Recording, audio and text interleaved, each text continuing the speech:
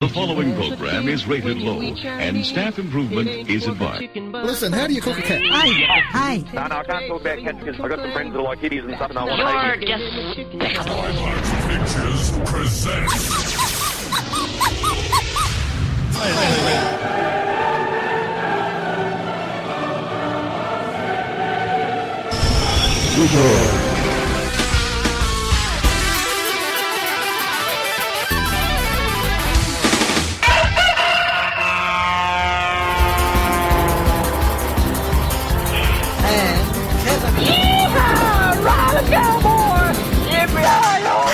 Fasten your seatbelt.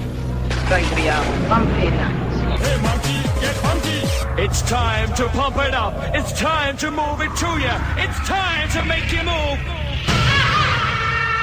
Now, it is time to play.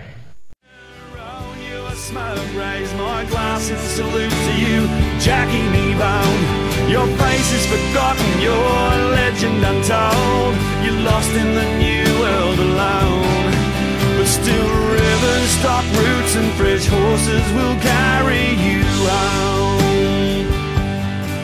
Still rivers, stock roots and fresh horses will carry you home. Oh, that was Good stuff in it. absolutely Jayson Watkin. Another Australian country Thanks boy. very much. It's an honour to be here. Oh, well, isn't that lovely? All the way from North Queensland. Melinda, mate, loud and proud. Loud and proud. Atherton Tablelands. Well, not far from me because, see, I was brought up in Mareeba, too, on the Atherton God help me Tablelands. if you've got the same trait sen as she has. He's a lucky man. It's hard to say, Bruce. Well, it's funny you mention that because the lyrics in that song, I actually wrote that song at the Dunlop Hotel. I don't know. Oh, not the Dunlop. Hey, Dunlop. Everybody knows the Dunlop Well, Hotel. I don't know, how long since you've been back to Mareeba? Oh, Been a while? many years. Because it's not actually called the Dunlop anymore. It's called the Peninsula Pub now. Excuse me. Well, it's changed hands about 3 times, I think, so they've had a bit of a name change to refresh the joint. Yeah, now it's called the Peninsula Pub. Wow, is that right? Well, now, why is it called the Peninsula before we get on to your music?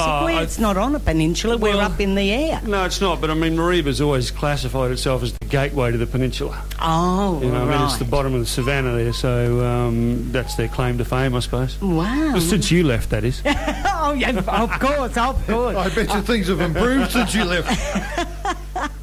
Now, Jayson, tell us all about your music now. You started it Oh, geez, from a right pub. Oh, come on, back in time. Here we Tell go. us. Where did it all begin? Well, I was born and bred on the Tablelands. Mum and Dad had a dairy farm, so I was pulling tits for the first 12 years of my life. Well, that's very interesting.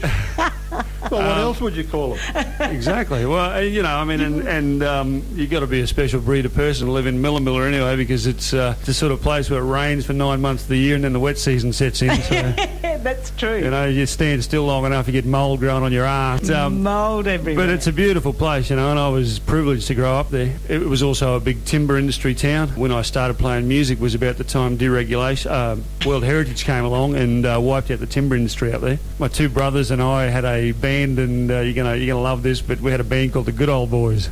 And how old were you? Very original. I think, I think I was about 14, 15 or something when I started playing. You know, I got together with a few mates from high school, and I think we started our first little band playing a few tunes, and then I recall our first song was Don Williams, You Place Gold on My Finger. Remember that old song? Oh, yeah. And but anyway, so yeah, I sort of progressed from playing in a band with my 2 brothers, and then I joined a rock and roll band, and we sort of remember the Apollo nightclub in Mareeba. You recall that? Seediest joint you ever walked into.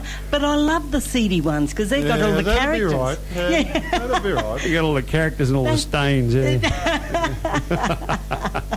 So you started there as your rock and roll. Oh yeah, well I mean I can remember I was doing a butcher's apprenticeship back then, and I can remember we'd do a gig there. We had a residency there for about 6 months. Play there Thursday, Friday, Saturday. You know, we used to cut these huge, big W speaker bins up tiny little row of stairs to get up to this little wog nightclub, and we'd play there from about 9 till 2 in the morning or something, and then pack up, and I'd start work at 5:30 or something. You know, some ridiculous thing. Incredible. So, yeah, isn't it, well, Jeff? you know, looking back, I could never do it again. But, You know, did your parents play music all the not time? at all. Not at all. My old man's tone deaf. Yeah, he's a shocker.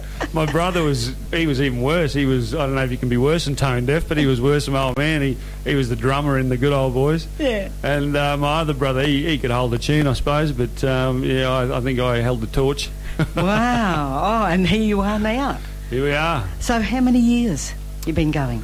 I suppose, I've been doing gigs, since I was 14. Yeah, so quite a while. Yeah, it's been a while, but I suppose I've only really gotten serious about it in the last 3 to 4 years. I wrote my first song when I was 19, I think, and that's actually on that album. It's the mystery track at the end. So yeah, I've been writing songs for a while, so this has been a bit of a culmination of a long time. We actually moved to Brisbane December last year because prior to that I was managing a cattle station up on the peninsula, and we recorded the album sort of June last year because a few of my grazier mates sort of got together and they got sick of me just sitting around the campfire playing my stuff, so they threw a cheque at me and said, go to Sydney and don't come back till you've recorded an album. So they gave me a heap of cash, and so I was really fortunate because as an independent artist it's difficult to self-fund an album because it's not a cheap exercise. I think by the time I did the first clip I'm probably about 25 grand in the hole. It's a pretty big gamble, so for me to be able to have guys like that had faith in me and say, go to Sydney and do your thing, because this thing would never have seen the light of day if it hadn't been for those boys. So I'm forever grateful to them. And do they know? Oh, absolutely. One of them's in that clip there and one of them's in the clip before, so the shareholders have got a nice stake, don't worry about that. And have you written a song for them, especially to say yeah, but thank probably you? not something I could play on air. Oh, I was hoping you'd play that one live.